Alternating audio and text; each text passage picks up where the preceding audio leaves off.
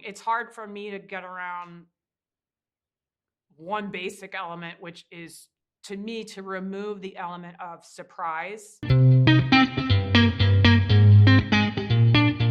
Ray, thank you so much for the time. I really appreciate this. Thanks for having me, Steve. Absolutely. Pluribus is my new addiction. I Yay! love this. It's so good.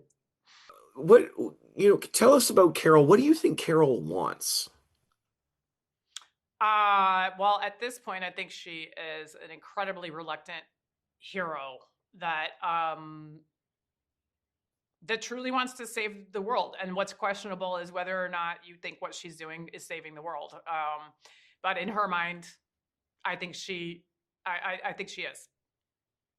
Well, I'm glad you said that, because that was something I was interested in, is the fact that there's a moment when Carol is asked, why does the world need saving? At present, the situation seems very nice. Right.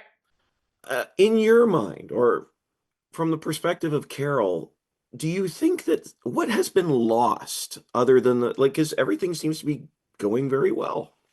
Well, and Vince Gilligan and all of my incredible writers on the show do an excellent job of raising good counterpoints that hopefully, and from what I'm hearing from the conversations and the discourse, it's inspiring people is there are nuanced reactions and things to unpack about what is the right thing to do, what would you do, that involve larger philosophical questions about what it means to be human and how to define individuality versus community, what's good for one versus what's good for everyone. How do you define love? How do you define happiness? How do you define contentment? How do you define ambition? Is the need to strive to be the best at something a bad thing? Because if everybody's the same at it, then there is none of that, right? Is that okay? For Carol, it's not, with her books. So I personally definitely fall on the side of the individual, but you're right. I mean, no crime, no wars. That would be amazing. It's hard for me to get around one basic element, which is, to me, to remove the element of surprise. And by that, I mean everything. To ever read a book again that you've never read, to see art you haven't seen, to be inspired to want to be better at something, a skill, or be more compassionate or whatever. And also to be surprised by what others invent and do and make, or even say. There'd be no more belly laughs. If nobody's ever going to surprise you with what they say, there can't be an actual funny joke, right? And to me, all of those things are so intrinsically part of joy that it makes me think joy and contentment are very different, and I wouldn't want to give up seeking joy.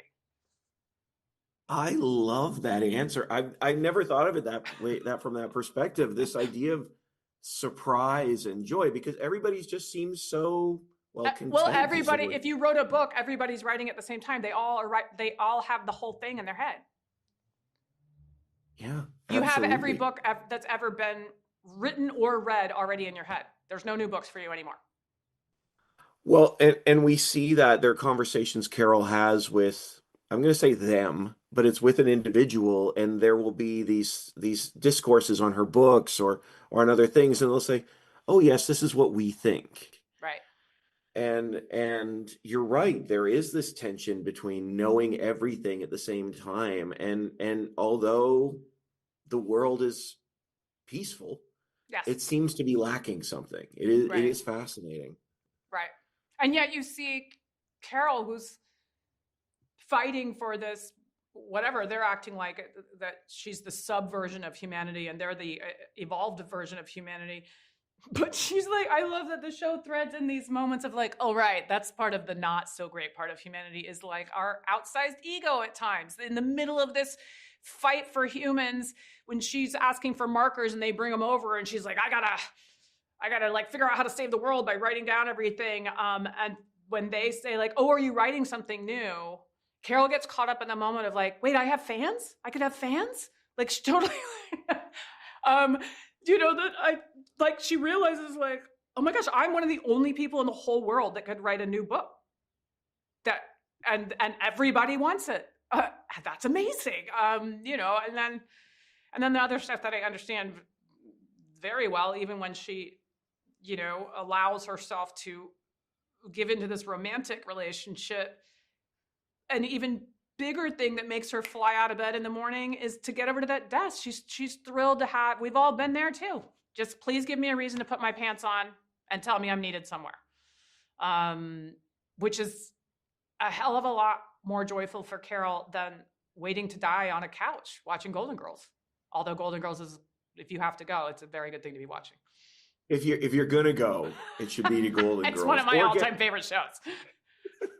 Or to get your news from John Cena. But anyway, right? Yep. You can't do it.